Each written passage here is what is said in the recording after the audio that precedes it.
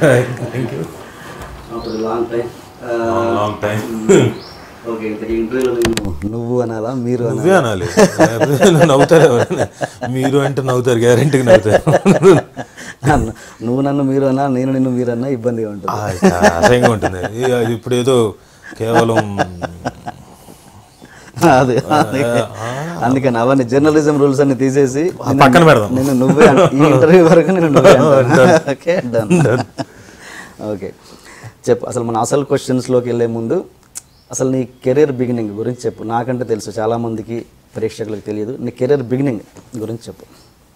నా career beginning అంటే బేసిక్గా చిన్నప్పటి నుంచి వాతావరణం, ఇప్పుడు ఎలాగైతే నువ్వు నాతో కలిసి యాక్ట్ చేసి క్లాసులో అయితే ఎలా పాల్గొన్నా, అలా చిన్నప్పటి నుంచి స్కూల్ అయిపోయిన తర్వాత రావడం ఇన్స్టిట్యూట్లో. సో ప్రాబబ్లీ 85, 86 టెలివిజన్ డైలీ అంటే సీరియల్స్ ధారావాహికం అనేది మొదలెట్టినప్పుడు అనగనగా ఒక శోభ అనేది అప్పుడు స్టార్ట్ అయినప్పుడు అందరూ కూర్చోండి. బిఫోర్ యాక్టింగ్,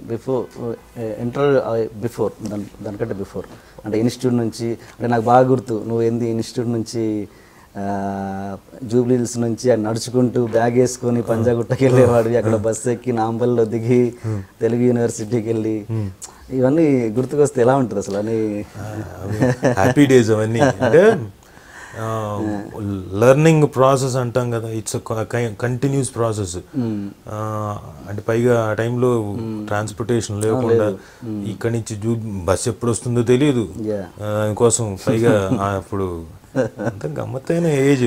ఏంటి అక్కడ తెలుగు యూనివర్సిటీలో నువ్వు చేసింది? నేను BA theatre arts. BA theatre arts అంటే థియేటర్కి సంబంధించింది. ఓకే, దాంట్లో యాక్టింగ్ ఒక subject, okay, theatre stage, lighting, sets erection, ఇంకా నాట్యశాస్త్రం, ఇంకా western drama, eastern drama, Sanskrit drama, ఇంకా అన్ని రకాల ఫార్మాట్స్ గురించి మాట్లాడుకో.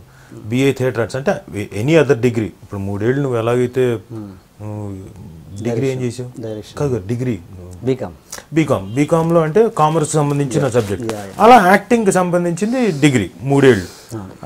బిఏ అయిపోయిన తర్వాత ఎంఏ చేశాను. ఓకే, అంతే. అది నీ కెరీర్ పరంగా హెల్ప్ అయిందా నిజంగా? 100%.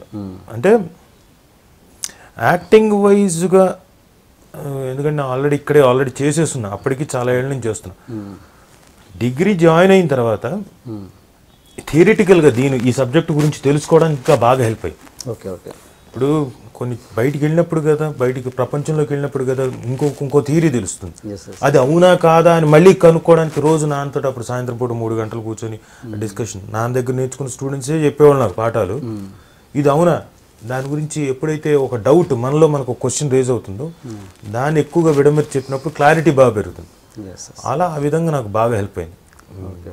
బిఏ థియేటర్ ఆర్ట్స్ కానీ ఎంఏ థియేటర్ ఆర్ట్స్ కానీ 2 చాలా హెల్ప్ అయింది. నువ్వు ఆర్టిస్ట్గా స్టార్ట్ చేసావు, బాగా మంచి సక్సెస్ చూసావు, కానీ సడన్గా మధ్యలో గ్యాప్ వచ్చింది. ఏంటి ఆ గ్యాప్ రీజన్ ఏంటి అసలు? నాకు తెలియదు, నేను ఇప్పటికే ఆలోచిస్తుంటా ఎందుకు వచ్చింది అంటే మధ్యలో 2 ఇయర్స్ మాత్రం టెలివిజన్ ప్రొడక్షన్లో ఉండి, అంతకుముందే వచ్చింది 2 ఇయర్స్ మాత్రం టెలివిజన్లో ఉండి విపరీతంగా స్ట్రెస్ కానీ అంటే రోజు ఎపిసోడ్లు వెళ్ళాలి. అది కాదుగా అంతకుముందే వచ్చింది నీకు? అదే అంతకుముందు అంటే ప్రాబబ్లీ 1 ఇయర్, దానికి ముందు 1 ఇయర్. అప్పుడు ఏంటంటే నాకు సినిమాలు వచ్చినా కానీ ఒక చిన్న సినిమాలు హీరో ఇంకోటి కథాపరంగా కొన్ని బాగా నచ్చుతాయి, వచ్చేసారు.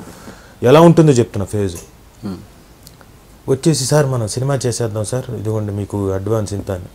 అలాగేనండి, నాకు కథ నచ్చేది, సూపర్గా ఉంది. ఇప్పుడు నేను ఊహించుకునేవాడిని ఒక కథ నువ్వు వచ్చి చెప్పిన తర్వాత. సో లొకేషన్కి వెళ్ళేసరికి అక్కడ ఏమి ఉండేవి కావు. ఓకే, ప్రొడ్యూసర్ డబ్బులు పెట్టలేదునో, లేకపోతే ఆర్టిస్ట్ కుదరలేదునో, డబ్బులు ఇవ్వకపోతే రాలేదునో, ఎక్విప్మెంట్ రాలేదునో. ఒక్కొక్కసారి నేను లొకేషన్కి వెళ్ళిన తర్వాత ఇదేనే లొకేషను ఏంటి ఇంకా రాలేదండి, ఇంకా యూనిట్ బండి రావాలి. ఓకే, ఇలాంటి సందర్భాలు జరిగాయి. ఎందుకు వచ్చిన గోల్ నాకు. వాళ్ళు ఏంటంటే ప్రొడక్షన్ చేస్తారు, సగం దాకా వెళ్ళిన తర్వాత ఆగిపోతుంది. ఓకే, సినిమా కంప్లీట్ అయిపోతుంది, అయిన తర్వాత పబ్లిసిటీ దగ్గర డబ్బులు లేక ఆగిపోతుంది, అంతా అయిపోతుంది. అయిపోయిన తర్వాత నేను హడావిడిలో ఉంటాను. నిన్న రిలీజ్ అయిందిగా మీ సినిమా అనేవాళ్ళు, అది ఎప్పుడు రిలీజ్ అయింది, అయ్యో. సో ఇన్ని రకాల కైండ్ ఆఫ్. నువ్వు మాట్లాడుతున్నా, హీరోగా చేసిందా? హీరోగా చేసినవి ఓకే. ఇంక ఎందుకు అంటే నాకు తెలిసి నువ్వు హీరోగా చేసి తప్పు చేశానని ఎప్పుడన్నా ఫీల్ అయ్యా? ఎప్పుడు ఫీల్ అవ్వలేదు. అదే నీ బ్రేక్ కి కారణమేమో అవ్వచ్చేమో అని అప్పుడన్నా అది నేను అనుకోవట్లేదు. అనుకోవట్లేదు. బయట జనాలు అనుకుంటే అది వాళ్ళ ఇష్టం. అంటే తను హీరోగా వెళ్ళిపోయాడు కదా, ఇంకా మనం దీంట్లో మళ్ళీ తెప్పి అనుకుని ఉంటారు. అది వాళ్ళ తప్పు కూడా కాదు. అది చాలా మంది విషయాల్లో జరిగింది. పాపం హీరో ఉంటాడు కదా, మళ్ళీ మనం చిన్న వేషం ఇచ్చో లేకపోతే క్యారెక్టర్ రోల్ ఇస్తే చేస్తాడో చెయ్యడో అలా ఒకటి. ప్లస్ హీరోస్ కూడా అనుకోవచ్చు, అబ్బో వాడు హీరో అయ్యాడు ఇప్పుడు. అన్ని రకాలు ఉంటాయి కదా, అన్ని రకాలుగా అనుకుంటారు కదా. Could be there. బట్ ఒకటి రాంగ్ నోషన్ ఏంటంటే అలా అనుకోవడం ఛాన్స్ లేదు. నేను హీరోగా చేస్తూనే మిగతా సినిమాలు కూడా చాలా చేస్తున్నా. ఓకే. ఇప్పుడు ఫిలిం బాయ్ అరవింద్ నేను హీరో అవ్వాలనుకోలేదు. అది ఈవెన్చువల్ ఏమైందంటే కథ అంతా ఆ అరవింద్ క్యారెక్టర్ చుట్టూ ఉంది కాబట్టి సినిమా తీసేటప్పుడు కానీ తీసిన తర్వాత కానీ పబ్లిసిటీలో కానీ రాజీవ్ హీరో అని ఎక్కడ చెప్పలేదు. రిషి, మోనో చోప్రా, రాజీవ్ అనేవాడు. అల్టిమేట్గా పర్ఫార్మెన్స్ మొత్తం అంతా ఇటువైపు ఉంది కాబట్టి రాజీవ్ కనకాల హీరో అని చెప్పేసి అంటే పాత్రికేయులు మిత్రులు వీళ్ళంతా చూసిన వాళ్ళతో రాజీవ్ సినిమా అనడంతో రాజీవ్ కనకాల హీరో అయ్యాడు. ఆ తర్వాత ఇంకా వరుస పెట్టి మిగతా సినిమాలు అన్నీ చేస్తున్నాను. ఇవి చేస్తూ ఉండగానే మిగతా బయట సినిమాలు పెద్ద పెద్ద హీరోలతో కూడా చేస్తున్నాను. నేను హీరోగా చేస్తున్నప్పుడే కళ్యాణ్ రామ్తో చేశాను. నేను హీరోగా చేస్తున్నప్పుడు లేకపోతే ఇంతమంది హీరోలతో ఎలా చేస్తాను? నేను అందరితో చేసిన. అయితే వాళ్ళకి ఇప్పుడు ఒక్కొక్కరికి ఒక్కొక్క విజన్ ఉంటుంది. అంటే ఈ క్యారెక్టర్ సరిపోతాడు, ఈ క్యారెక్టర్ సరిపోడు, ఈ టైంలో బిజీగా ఉన్నాడు, దొరకడు, ఇలాంటి రాంగ్ నోషన్స్, వాళ్ళ ఇష్టం వచ్చిన నోషన్స్ ఇష్టం వచ్చినట్టు వాళ్ళు అనుకో. నువ్వు హీరోగా హీరోగా నువ్వు సెలెక్ట్ చేసుకున్న సబ్జెక్ట్స్ కూడా కరెక్ట్ కావేమో అని నేను ఫీల్ అయ్యాను. అంటే నీ ఒపీనియన్ ఏంటి దాని మీద? తప్పలేదు, ఎందుకంటే అది ఎవరిష్టం. యాక్చువల్గా నేను సెలెక్ట్ చేసుకున్న సినిమాలన్నీ చాలా మంచి సినిమా, మంచి సబ్జెక్ట్స్, చాలా మంచి సబ్జెక్ట్. ఎక్కడో తేడా కొట్టింది అంటే చెప్తున్నా కదా. ఇప్పుడు ఒకటి నేను సెలెక్ట్ చేసుకున్నది దాని ఎగ్జిక్యూషన్ లెవెల్లోకి వచ్చేసరికి ప్రాబ్లం ఉంటుంది. పాయింట్గా మాత్రం నేను ఎన్నుకున్నది ఎప్పుడు ఏది ఫైర్ అవ్వదు. ఎప్పుడైతే నేను వింటున్నానో ఎమోషనల్గా కనెక్ట్ అయ్యి దాంట్లో ఉంటేనే యాక్సెప్ట్ చేశాను. ఫిలిం బాయ్ అరవింద్ టోటల్గా అసలు ఆ సినిమా సెట్స్ మీదకి రాకముందు డైరెక్టర్ వచ్చి రాజీవ్ గారు నేను ఇలా అనుకున్నాను ఒక సబ్జెక్ట్ అని చెప్పి ఓకే సార్, అది ఒక పెద్ద నిర్మాత చేతిలోకి వెళ్ళేది. పేర్లు చెప్పను ఎందుకంటే పద్ధతి కాదు.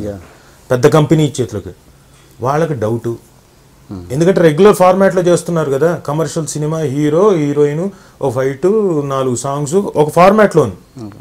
ఇతను వచ్చి చెప్పేది ఏదో గమ్మత్తుగా చెప్తున్నాడు. ఇది ఏంటమ్మా ఎలా? ఆల్రెడీ ఆ పర్టికులర్ నిర్మాత ఆ డైరెక్టర్తో చేసిన వాళ్ళు, వాళ్ళకి నమ్మకం కుదరలేదు. నా దగ్గరికి వచ్చి నేను నమ్మాను. ఏమ్మా నీకు నచ్చిందన్న? నాకు చాలా బాగా నచ్చిందండి అన్న. అయిపోయింది. తర్వాత ఒక 6 నెలలు మళ్ళీ దాని గురించి ఊసలేదు.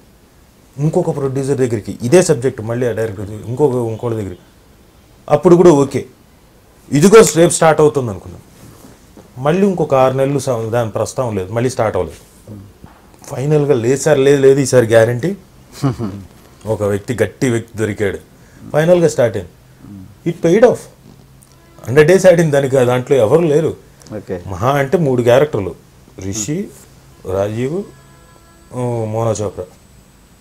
మిగతా అన్ని ఒక సీన్ అలా వచ్చిపోయే క్యారెక్టర్లు. స్టార్ కాస్ట్ లేదు. 100 days ఆడింది. ఆ తర్వాత బ్లాక్ అండ్ వైట్ అనే సినిమా చేశారు. బ్లాక్ అండ్ వైట్ అంటే ఫార్ ఫెచ్డ్, అంటే పాయింట్ వైజ్గా కూడా చాలా ఫార్ ఫెచ్డ్ సినిమా. మంచి టాక్ కూడా వచ్చింది. 50 days ఆడింది.